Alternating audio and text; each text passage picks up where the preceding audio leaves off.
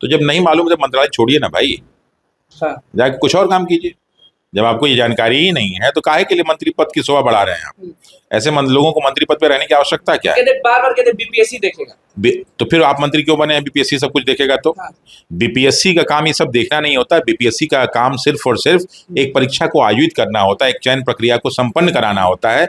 बाकी सारा का सारा काम डिपार्टमेंट देखती है, बीपीएससी नहीं देखता। हाँ। और जब घर का मुखिया अस्वस्थ होता है ना, तो बाकी लोग अपना मनमानी कर रहे हैं। अगर वास्तव में हमारे मुख्यमंत्री जी स्वस्थ होते ना, तो जितनी आपको परेशानी दिख रही कोई भी नहीं दिखता।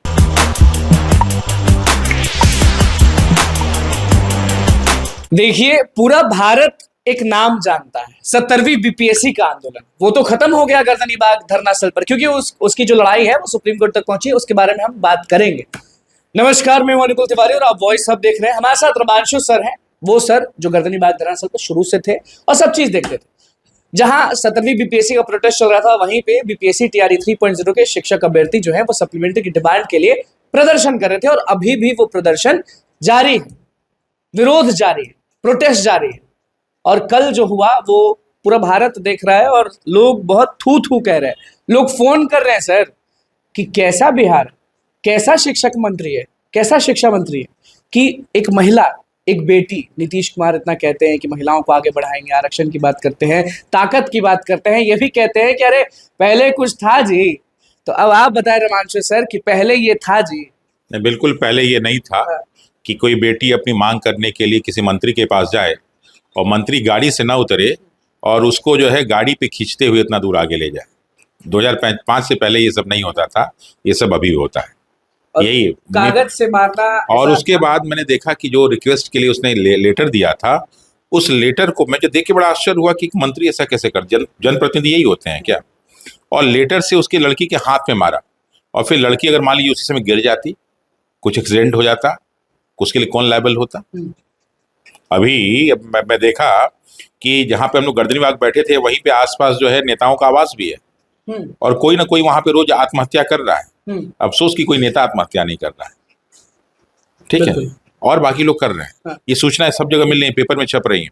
तो जिस प्रकार हम लोग पहले दिन से बैठे हुए थे, तो हम लोग साथ कुछ दिन बाद ही आके शिक्षक अभ्यर्थी बैठ गए, खासकर बीपीएससी टीआरई वाले 3 वाले, और उन्होंने जेन्युइन मांग की कि साहब बीपीएससी ने कह दिया है कि अगर शिक्षा मंत्री हमें देता है, शिक्षा मंत्रालय की तरफ से हम लोग के पास आता है, तो हम लोग सप्लीमेंट्री जारी कर देंगे, हम तो तैयार ही हैं। तो बच्चे मांग करने गए और उन्होंने जो है शिक्षा मंत्री को घेरा, क्योंकि आवास को घेरा। तो फिर जो है वहाँ के सब पुलिस वाले आ गए कि चलिए मिलवाने नहीं चलते हैं। मिलाए, वो लड़कों को बेवकूफ बनाने का प्रयास किए। ये भूल जाते हैं कि जो लड़के आपके पास आए वो भी बहुत पढ़े लिखे लड़के हैं भाई, अनपढ़ तो है, अनपढ़ नहीं है। हाँ, बस ये है कि अपनी मर्यादा में भी है। जनप्रतिनिधि को भी अपनी मर्यादा में रहना चाहिए, ठीक है ना? वरना बहुत सारे देशों में क्या हाल हो रहा है जनप्रतिनिधियों का, सब लोग देख रहे हैं। मर्यादा खो दिए शिक्षा मंत्री, अब ये कह रहे हैं। बिल्कुल, उन्होंने जो है बच्चे जब उनको गए, उनका पैर पकड़े तो उन्होंने कहा कि मैं लिखित रूप से दूंगा, और फिर मुकर गए। अब कहते हैं जब प्रेस कॉन्फ्रेंस हो रहा था, जब जनता दरबार लगा था, तो हम वहीं पे मौजूद थे। जब हमने बोला कि क्या हुआ सर ये सप्लीमेंट्री, तो लगी जो बीपीएससी तय करेंगे वही होगा। तो बीपीएससी ने तो पहले ही तय कर दिया, सप्लीमेंट्री हम तो जारी करने की तैयारी हैं, बस शिक्षा मंत्रालय हमें दे दे।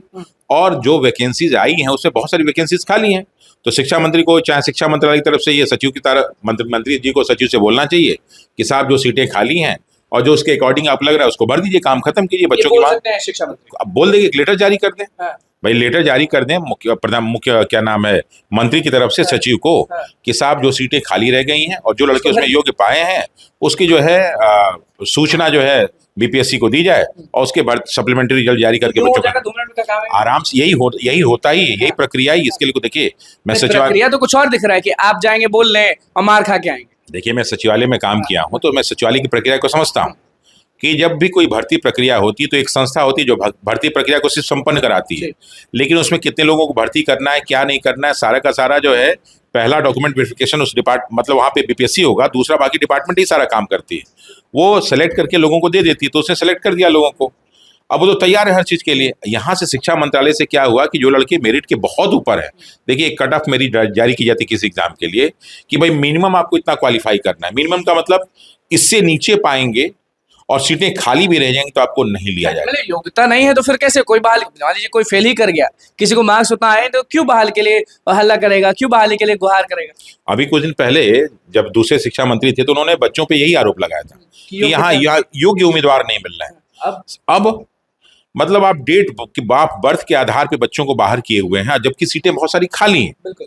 तो इन सीटों को कौन भरेगा भाई? इसको बेचना है क्या बीपीएससी टीआरई 4 में? बात तो यही लग रहा है कि बीपीएससी टीआरई 4 में इसको बेचा जाए। जो सीटें बच गई हैं, जैसे देखिए ऐसा होता है रेलवे में, देखिए क्या होता है, जो सीटें बच जाती हैं उसको पहले वेटिंग वालों को नहीं दिया जाता था, उसको बाकी लोगों को बेच दिया जाता था। सेम वही प्रोसीजर अपनाया जा रहा है शिक्षा मंत्रालय द्वारा। उसी रेलवे के सारे तरीके को वहां टीटी बेचा करते थे, यहाँ मंत्री अधिकारी मिलकर बेचा करते हैं। यहाँ टीटी इधर बन गए, यहाँ टीटी ये बन गया। 26,000 कंप्यूटर शिक्षक जो हैं वो बार बार फोन कर रहे हैं, बार बार बोल रहे हैं कि सर हम पुणे में जॉब करते हैं, हम दिल्ली में जॉब करते हैं। अगर शिक्षा मंत्री ने सदन में 26,000 कंप्यूटर शिक्षकों का जिक्र किया है तो उनसे बस एक बार पूछ लीजिए कि क्या होगा। तो हमने पूछा तो उन्होंने कहा कि हमको नहीं मालूम, बीपीएससी तय करेगा। तो जब नहीं मालूम तो मंत्रालय छोड़िए ना भाई, जाके कुछ और काम कीजिए। जब आपको ये जानकारी ही नहीं है तो काहे के लिए मंत्री पद की शोभा बढ़ा रहे हैं आप? ऐसे लोगों को मंत्री पद पे रहने की आवश्यकता क्या है? बार बार कहते बीपीएससी देखेगा, तो फिर आप मंत्री क्यों बने हैं? बीपीएससी सब कुछ देखेगा तो? बीपीएससी का काम ये सब देखना नहीं होता है। बीपीएससी का काम सिर्फ और सिर्फ एक परीक्षा को आयोजित करना होता है, एक चयन प्रक्रिया को संपन्न कराना होता है। बाकी सारा का सारा काम डिपार्टमेंट देखती है, बीपीएससी नहीं देखता। महिलाएं आगे नहीं बढ़ रही हैं या क्या हो रहा है, या दर्द हो रहा है लोगों को कि इस प्रकार मार दिया जाता है, तो वो बहुत टूट गए हैं। जो महिलाएं बाकी हैं वो टूट गई हैं कि जब ऐसे हो सकता है तो हम नहीं जाएंगे। देखिए जब हम लोग यहाँ सत्याग्रह कर रहे थे गर्दनी बाग में, तो बीपीएससी में तो ठीक है बहुत सारी लड़कियां आया करती थी, लेकिन मैंने शिक्षा विभाग इसमें शिक्षा तैयारी वहां पे बहुत सारी शादीशुदा महिलाएं अपने बच्चों को लेके आया करती थी, नवजात शिशुओं को लेके गोद में आया करती थी, और सैकड़ों की संख्या में। तो अक्सर मुझे उनसे बात हुआ करती थी तो सब अपनी सारी बातें बताती थी कि सर हम लोग घर परिवार वाले हैं, सब कुछ छोड़ के यहाँ आते हैं, और हमारे मार्क्स देखिए सर कि हमारे मार्क्स जो लड़के सेलेक्ट हुए उनके बराबर है। मैं कट ऑफ से हम लोग 30 नंबर 40 नंबर ऊपर हैं और सीटें खाली हैं, और फिर भी सप्लीमेंट्री जारी नहीं किया, जबकि बीपीएससी ने बोल दिया है कि साहब हम तो तैयार हैं। लेकिन मंत्रालय की तरफ से हम लोग को बार बार बेवकूफ बनाया जा रहा है। और इसी में जो आपने कहा 26,000 कंप्यूटर वाली बात, तो जब शिक्षा व्यवस्था में इतनी सुधार हो रही है सारी की सारी, और हर स्कूल में ये प्रावधान है कि एक कंप्यूटर शिक्षक होना चाहिए, प्रावधान है ये, कोई मैं अपने मन से नहीं कर रहा, ये प्रावधान है कि बच्चों को कैसे कंप्यूटर सिखाया जाएगा। तो ये प्रावधान है कि हर स्कूल में कंप्यूटर शिक्षक होना चाहिए, और बहुत सारे वर्षों से कंप्यूटर शिक्षक की भर्ती नहीं हुई, और बहुत सारे लड़के लड़कियों ने कंप्यूटर की शिक्षा अर्जित की है, बहुत सारे एमसीए का कोर्स किया है, बीटेक का कोर्स किया है, और यही लोग जाके बाहर अन्य राज्यों में काम कर रहे हैं, और वो चाहते हैं कि हम अपना योगदान जो है अपने राज्य के बढ़ोतरी में दें, तो वो यहाँ आना चाहते हैं। और यहाँ घोषणा भी हुआ सदन में कि साहब 26,000 पोस्ट देंगे, उसके बारे में कोई जानकारी नहीं।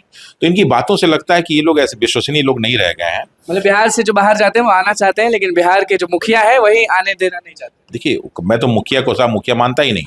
अच्छा। वो अस्वस्थ हो चुके हैं, और जब घर का मुखिया अस्वस्थ होता है ना तो बाकी लोग अपना मनमानी कर रहे हैं। अगर वास्तव में हमारे मुख्यमंत्री जी स्वस्थ होते ना तो जितनी आपको परेशानी दिख रही कोई भी नहीं दिखता।